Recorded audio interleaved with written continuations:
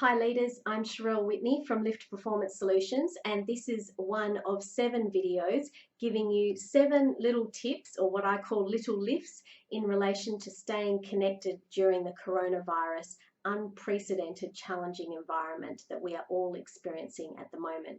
So no matter what industry you're in, you'll find these 7 tips are very practical to you. They're simple tools that you can put into practice right away, and they allow you to create a connected environment with your team, with your stakeholders, with your customers, with your board, and with your colleagues, and with yourself. Because as leaders, we are the ones being looked to for clarity, for calm, and for courage. We need to continue to engage. We need to continue to be influencing the things that we can, and we need to get our energy from somewhere. So I'm hoping that Lift provides you with these free little lifts that help you stay connected with yourself, with your team.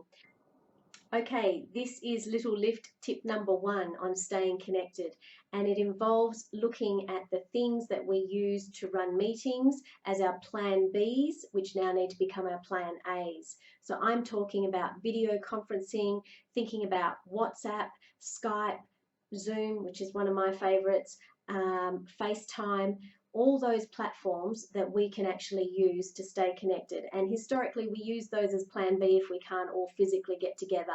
But in the current environment, we need to be considering what we can do to stay connected as plan A. And I would suggest that even things like WhatsApp that we don't traditionally use in the work environment could create little groups, working groups that might be working on a project that would be able to see each other and speak to each other quite quickly. And if they're not in the workplace, they're out off-site, that helps them to be able to access that kind of connection a lot easier. And we need to think of those ways in the environment that COVID-19 is creating, where we physically can't be together all the time. So have a think about those platforms. Also take them back into your home life and your communities. There'll be particularly elderly people that are becoming isolated with the coronavirus and being asked to stay in their homes or stay in their aged care facilities without their visitors that they normally have on the weekends. So this is a great opportunity for you to organise yourself or others that can teach those older people in your networks, family or work, how to use these platforms and be able to see the people that they would normally connect with in a physical environment. So I'd really encourage you to take that tip not only back to the workplace, but also into your home life and your communities as well, where you could lead that kind of innovative thinking around how to connect. Going back to the workplace, a couple of places that I've already seen doing this are using Zoom for coaching, like in my environment with Lift, but also in brainstorming sessions, in agile troubleshooting ways. So they might have a number of staff joining on a Zoom brainstorming session. I've seen a couple of organisations encouraging staff to do that for lunch. So where you would normally meet a co-worker in another building or in a completely different service perhaps, and you might go to a cafe, or you might meet in a group of 5 or 6 or 10 of you, and you've decided not to do that at the moment, then you could Zoom each other, still have your lunch and be on your phone or at your desk, however it might be, and have a chat to each other rather than getting too isolated. Because as humans, we need to connect. We need to have a little bit of a joke, some fun, some light chatter that re-energizes us to go back into what is currently quite stressful, under pressure environments every day.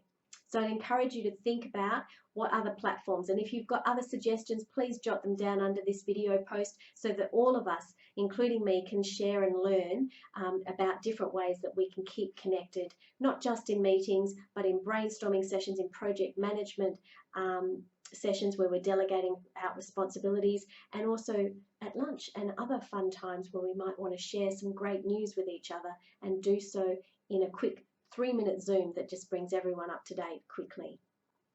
Thank you for that. I hope that's been useful to you. That's the end of tip 1 in staying connected in the coronavirus environment that we now find ourselves navigating as leaders.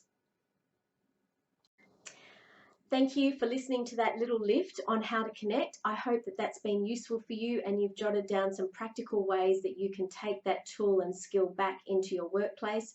I also hope that you'll take it back to your family, your friends, and also into your community, because our work at Lift is not only about lifting leaders to be successful at work, but also lifting you to lead at home and in your communities so that you are living and leading your bravest life in all those areas. And the last thing I'd like to say to you is, if you haven't already been to our website and downloaded our free Courage to Create Connection ebook, I wrote that over the Christmas break in 2019. I've given you the 10 top best connection tips that I've got for leaders that I know work in a lot more detail than I could give you here in this video. So please download that. It's completely free. There's no catch. I just want you to have that resource at your in your toolkit so that you can use it whenever you need to create connection, which is the number one thing that great leaders do well. Great, thank you. Stay connected with Lift. I look forward to you watching another little lift soon.